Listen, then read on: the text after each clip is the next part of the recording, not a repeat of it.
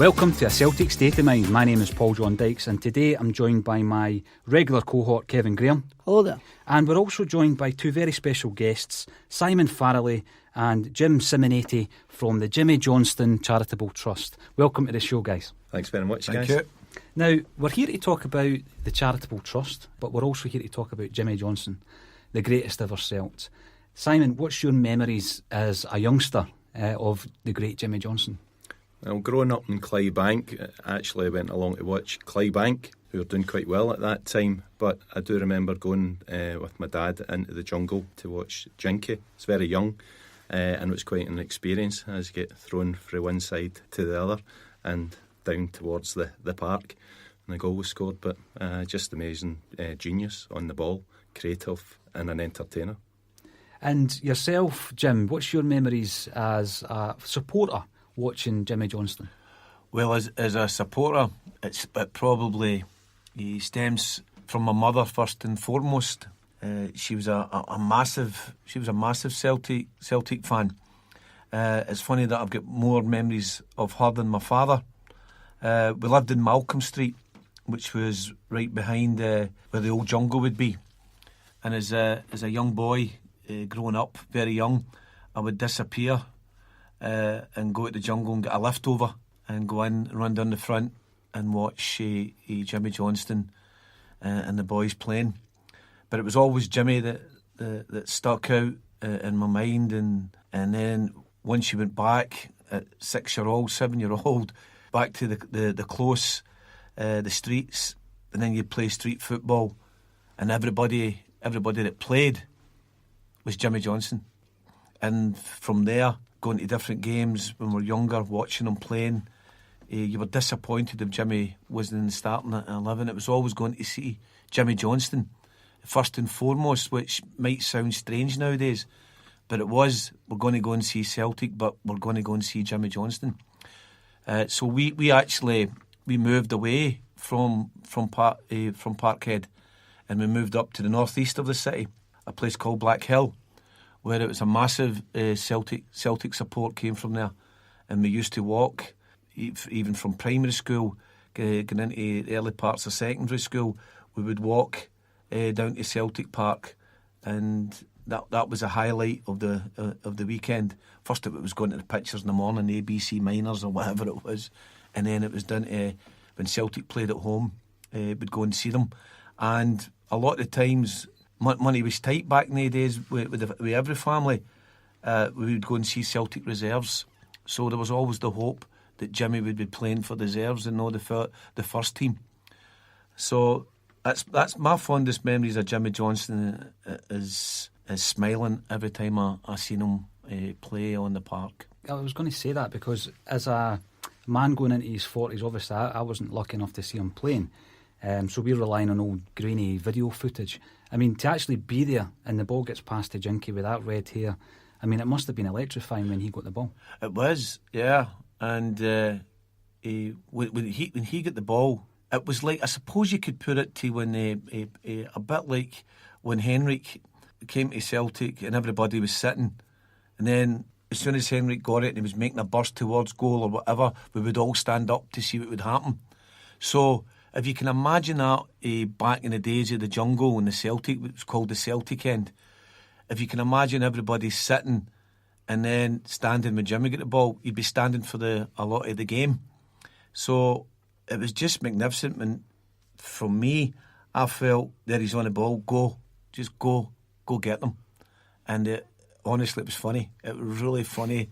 And when he'd go to the left, go to the right, and then he would turn back just for the sake of beating them, and then go back again. It was really tremendous. It was fantastic, actually. Mm-hmm. Now, through discussions with yourself, you've mentioned when he played with the reserves, and we understand that his first game in the hoops might have been at a pitch that was now being adopted by something you're involved in. Yes, well, that came to light where we were. There was a charity game getting played over at Lesser Hampden, and we were looking for a place to play as a home. 2009, we had secured Tory Glen Regional Football Centre, but we felt that we really wanted somewhere else. So we went across the road, and there was Cartkin Park, and which leads me on to the story about being in Lesser Hampden, and we're looking at an old photograph, and a guy over my shoulder says, that's Cartkin Park in there, that's where Jimmy Johnstone made his debut for Celtic. And I says, no, I don't think so. I'm sure he made his debut against Kilmarnock, and they get beat. I think it was 6-0 or 6-1, whatever it was. It escapes my mind at the moment. He says, no, he definitely made his debut for Celtic at Cartkin Park. So he told me the guy's name is Ian Henderson that took Jimmy there. So I went to see Ian Henderson, and he says, yes, that was right. Jimmy made his debut at Cartkin Park for Celtic in a reserve game, and he asked Ian to take him by Cartkin Park in 2005, and Jimmy wanted a last view of where it all started for him, and he told Ian, this is where it all started for me, and it's a great Celtic history within this park. So we applied for the pavilion at the park, we got that, and we've played there for the last coming up 10 years now, and we've helped develop it to get it to the playing surface where it should be. And it's just magnificent to think that Jimmy Johnstone actually made his debut for Celtic there, and he played in 1964, was the last Celtic team to go there, under the great James McGrory. And ironic to think as well, on that park James McGrory was signed there, and so on. All the Celtic legends through the years have all played on that park. Thomas Maley, Willie Maley, all the way through Johnny Thompson, what we were speaking about. Johnny Thompson played there. Johnny played his second last game there at Cartkin Park as well, in the 3rd of September, before they went to Ibrox in the 5th, and obviously unfortunately lost his life at that game. So it's quite significant in Celtic history and folklore, Cartkin Park, and how Willie Maley took James McGrory there, James McGrory took Jimmy Johnstone there, and now Jimmy Johnstone's taking all of us there. And it's been great. It's been absolutely great. And speaking with Simon as well, we didn't actually realise what Jimmy Johnstone has actually done for that area in that particular park over the last 10 years.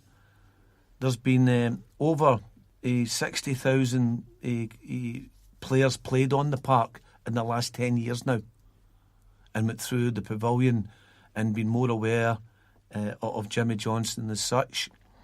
And the voluntary hours for the people all involved as well at Jimmy Johnstone equates to about 300,000 plus voluntary hours. And obviously I've got to say at the beginning as well, Willie was very instrumental. Willie Hockey was very instrumental in getting things started as well. And Willie's been a very kind donations and helping with training and various things for Jimmy Johnstone Academy. He's been very, very good, and he's a generous man, and he's a true, as far as I'm concerned, he's a true Celtic man through and through. And I've had the privilege of knowing Willie for 18 years, and it's been a great experience, and seeing his passion and his love for Celtic Football Club. Very, very importantly, Willie's love for the Lisbon Lions, and Willie's love for Celtic as a whole, but his whole thinking towards the Lisbon Lions and the history, and how the Lisbon Lions are the Pied Pipers of Celtic Football Club. And that's what I believe as well, that the Lisbon Lions are the Pied Pipers, and everybody else that comes follows them. And, impossible was nothing in going forward with the current team. But Willie's been really, really good with Jimmy and the family, as well. And it was Willie that actually introduced me to Jimmy Johnstone. Willie said to me, I've got a wee job I need you to do for me. And I says, any problem. He says, very important, one of the most important jobs. I says, aye. He says, they're all important. He says, this one's a wee bit special. And he says, I need you to look after Jimmy Johnstone. I said, Jimmy Johnstone? He says, aye, I need you to look after Jimmy. I said, aye, okay. He says, right, I'll phone him and tell him you're going to go and see him.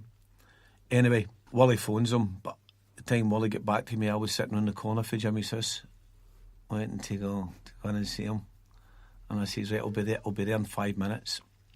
So it was amazing when I go to his door, and I was going to see my hero, which was massive to go for the first time.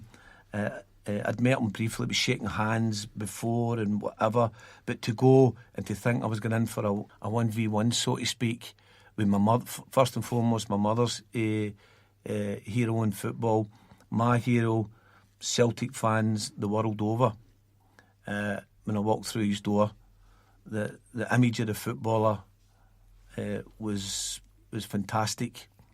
But it became different over the years once we got to know each other, and I was very humbled to know Jimmy Johnstone in the latter part of his life, where it was no longer about Jimmy Johnstone the footballer, it was about Jimmy Johnstone the man, and Jimmy Johnstone what his thoughts were, what he would like to be done in the years to follow him. So the question on his academy, Cathkin Park, and everything that's happened over the last 10 years, it's all been a wee bit strange, whereas if these things have all meant to happen. Because Jimmy Johnstone worked in the magical ways on the park, and equally he worked in magical and mystical ways off the park. And I've been very privileged in my life to have been sitting with him and all the different heroes that I've known over the years, to come in and sit there with him and talk with him and comfort him and be there, laugh with him, cry with him. It's been a totally amazing journey for me, and I only know a wee bit about Jimmy Johnstone, a wee bit. There's other people out there who grew up with know lots more about Jimmy Johnstone as well. But for the part that I've been involved in, has been nothing short of being surreal, and it's an honour. So the academy then, Jim, was that something that Jimmy envisaged in his memory? Yes. You know, I was working as a coach over at Clyde and doing some stuff with Aberdeen as well, and but it was mostly Clyde when I was starting to look after Jimmy and go back and forward, and I would tell Jimmy the story. He says, how's it going? How's the training going? How did it do with the kids? And pro youth at that time, so this is 2000, just about 2002 going into 2003, the last World Cup we were at, Scotland was at, they then introduced pro youth football, so we were all involved in that early stage. And I would go over and tell Jimmy, you know, we've got to let these boys go at 10, 11 and whatever. And he's 10, 11. He says, how can they tell? I said, I don't know, but that's the instruction. They've got no good enough or whatever at this particular time. So the wisdom and the thinking of Jimmy Johnstone, so he would think about things, and then you'd go back, try this, try that. So that's what we do. We come back, and I said, I fell out with Graham Roberts. I think Joe was still there at the time, but on the periphery at Clyde. And Graham Roberts and I had a fallout. Anyway, the disagreement between me and him is really insignificant, and I don't think it's right to keep mentioning Graham in the same breath as Jimmy, and I mean that in the nicest of possible ways. So I decided that I was going to leave there, so I only spoke to Jimmy. Jimmy said, here's what I'd like, Simmy. I'd like a football tournament. And I said, right, okay. He says, when do you want it? He said, 6 weeks' time. And that was leading up to March, from about March the 23rd, 24th. And I says, why 6 weeks? He said, I would just like it. He says, I've not been feeling too well. And I would just like a wee football tournament. I've never had a football tournament. So this is in 2004. All right. And I says, right, okay. He says, right, I want teams for Fife. I want teams for Dunfermline or whatever, Edinburgh. I want all boys clubs, as many as you can get to come. Anyway, we managed to get 36. 36. There's a few obstacles put in our way with regulations with the SFA and whatever, but we overcame that. We got Glasgow Green. So now at this point, Bertie comes in as well. Bertie, oh, that's great, we're going to be doing this. And Joe being Joe McBride, the great Joe McBride as well. And so we get it organised. We'll get these 36 teams in on the Glasgow Green. And I says, right, Jimmy, one final thing. It's your football tournament. Who do you want to represent you? Would you like me to go to Celtic or whoever or St Columba to represent? No. He says, you need to follow me, Simmy. I says, right, okay, what if I go to follow? I want the kids. I want you to pick the kids that weren't any good to represent me. So I said, okay. So I said, no, Jimmy, obviously it's soccer sevens, 10 in a squad. He said, that's what I want. I want the players that are that people say are no good. I want you to pick them. And I says, okay. So we do that. So we get the tournament going, and the tournament's going on that morning. It was, the weekend turned out to be hailstones, snow, rain, Simon, wind, guys, everything. And I'm going, this is going to be off. Anyway, the Sunday comes and everything's fine. So all the kids are all playing, and we got all the coaches blue coloured gear, rain jackets, trousers, whatever, and we had motor neuron on it, because that's the colour of motor neuron is the blue. So we done that. Anyway, we don't think he's coming, because this was one of the last times he was actually out the house, maybe the second last time he was out the house. And I gets a phone call for Bertie. We're on our way.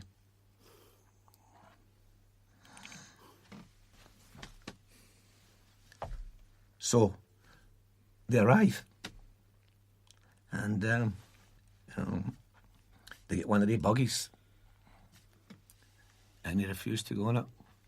So he came walking down with Bertie and Joe, and for there he stood at the side of the park for about 3 hours,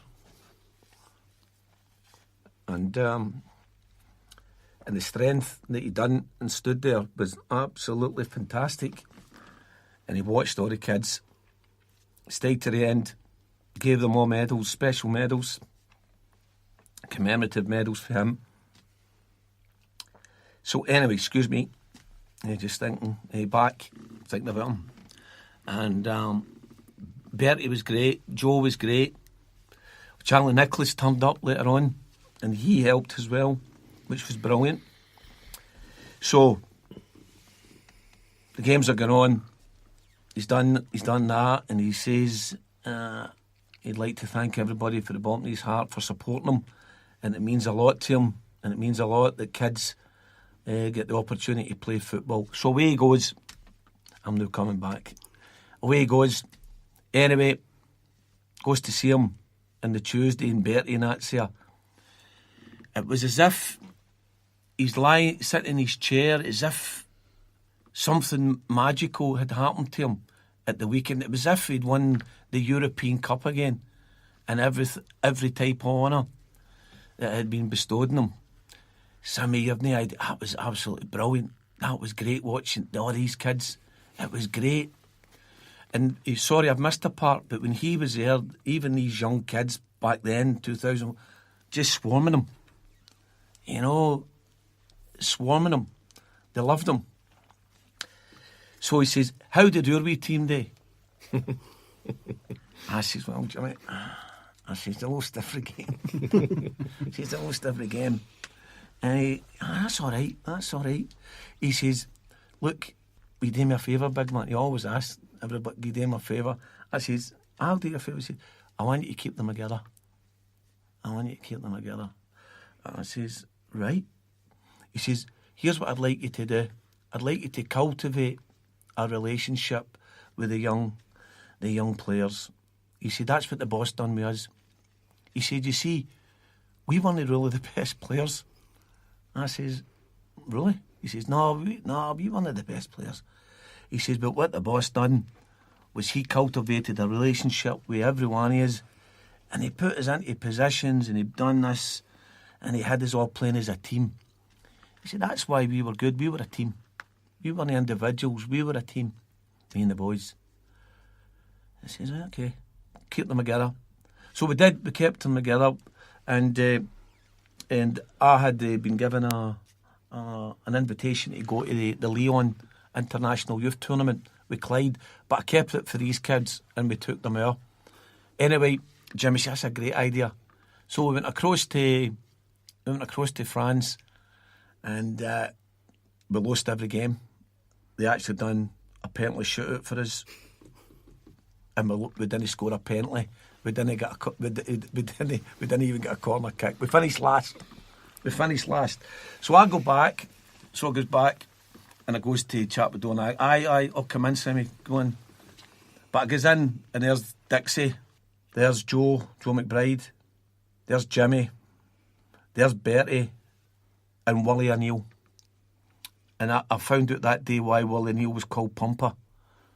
He used to sit in the bath, and he used to pump the water for them all in the bath, the old Celtic bath at Celtic Park. Anyway, how do we get on, son? I says, we lost. I says, we lost every game. What? Bertie says, I said, we lost every game. He says, that's all right. He said, where did we finish? I said, we were finished last. Right, okay, that's okay, but what did you learn?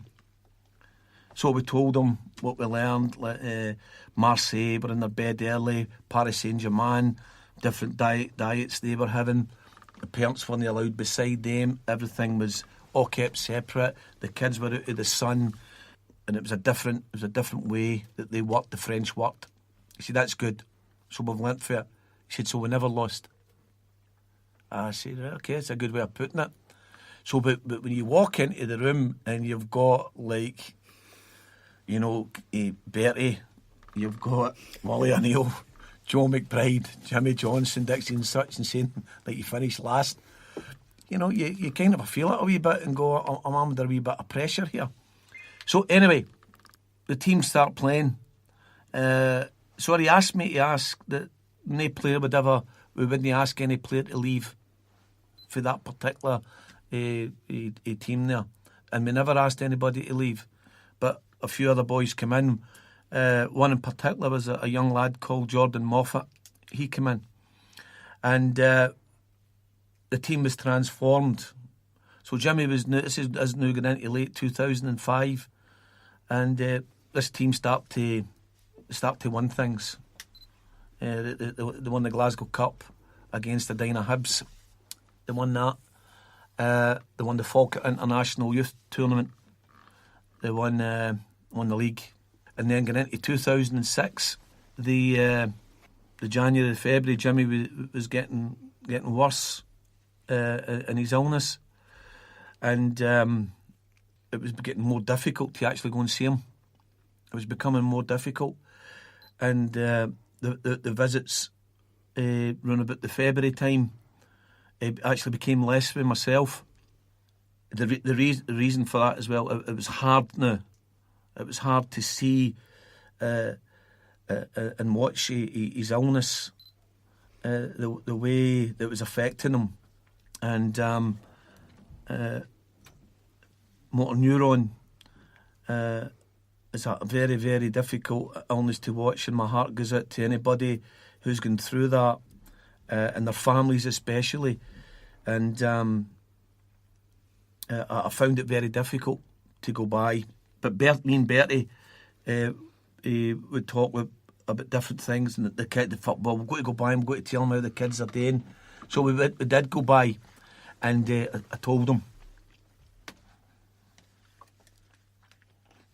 I said, we're starting to do well. And at this point, he's only got eye movement. And but you could see his eyes would shine. Jimmy Johnstone had this thing about his eyes that would just shine. Right, we've won this, Jimmy, we've won that. We're doing great, all the kids are doing brilliant. And it was as if it was an acknowledgement in his eyes that good. So anyway, so 2006, we got another invite in 2006 to go back across to Leon. And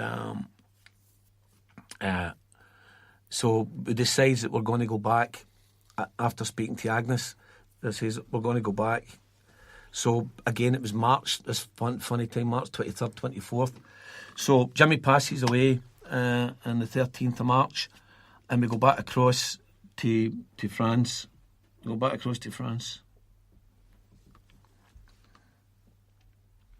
Same teams: Marseille, Bayern Munich, Paris Saint-Germain, Lyon, and so on. So we're in the same tournament as them. So the team I went 2 years before it, who lost every game, we play Lyon in the semi-final. We beat them 1-0. And we play the final against Kahlua, which is a south of France regional select team, like an SFA select type team. We play them, and the young boy Jordan Moffat actually runs amok in the game, and the French kids are shouting Henri to him, Henri.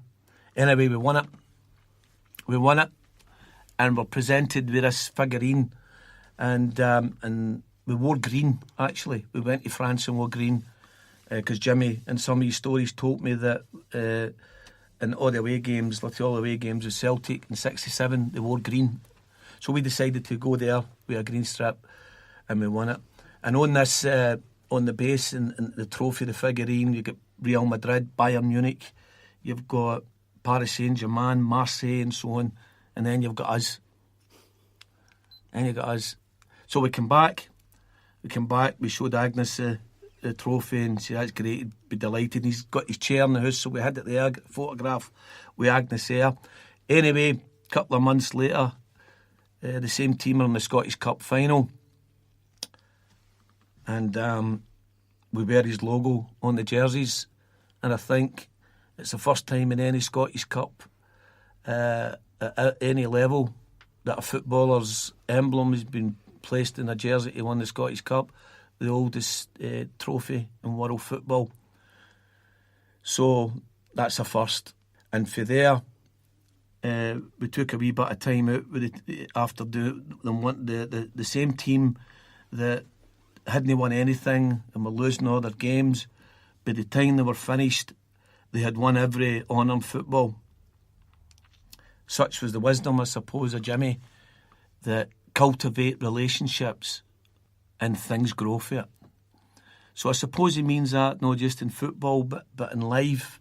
But unfortunately, he never seen and he never lived to see the wisdom of his words. So from there, the legacy, he continued working at it 2008 and into 2009. And from there, the Jimmy Johnstone Academy was formed with Willie Hockey being the patron, and the Lisbon Lions all being patrons. Agnes Johnson and the great Willie Henderson, who is nothing short of a great man. A very, very, very humble man, very nice man. And You know, so that's how the Jimmy Johnstone Academy started, and I think these years on he'd be delighted. And you know, the boy Jordan Moffat for Jimmy's initial team, how Tommy Burns seen him play and felt that he was one of the best young players he'd ever seen. We went at the same team, went down to Barrowfield, and we beat Celtic. And it was me and a guy called Albie Robertson that was standing that night. Albie is a dear friend and a very dear friend of Willie's. It was me and Albie were standing with another coach. Albie came down. He took an interest in the boys as well. Albie came to a lot of the games. So too did Willie. And George McCluskey, Oni Archdeacon, Willie McStay were taking the Celtic team. And we had our team. And I don't think we were supposed to beat Celtic that night, but we did.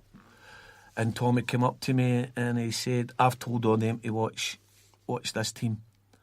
He says, and I'll catch up with you later, Simmy. Anyway, I gets a call the next day for Willie Hockey. And Willie said, Simmy, can you come by the house? I said, it's only 8:30. Tommy had been sitting in his house. Chapped his door early bells. And went down to see him. He said, like to sign that boy for Celtic. I said, well, it's entirely up to him, Tommy, and whatever. Anyway, Manchester United want him. Rangers want him. Chelsea want him. Manchester City. Every club want this kid. Every team want him. Anyway, and he comes from a big Rangers family. And so we spent 10 days down in Carrington with Sir Alex, who was absolutely magnificent. And he had me with all his training staff. I'm learning things. And he had me standing beside him, watch me with the first team training. And it was nothing short of fantastic doing that as well.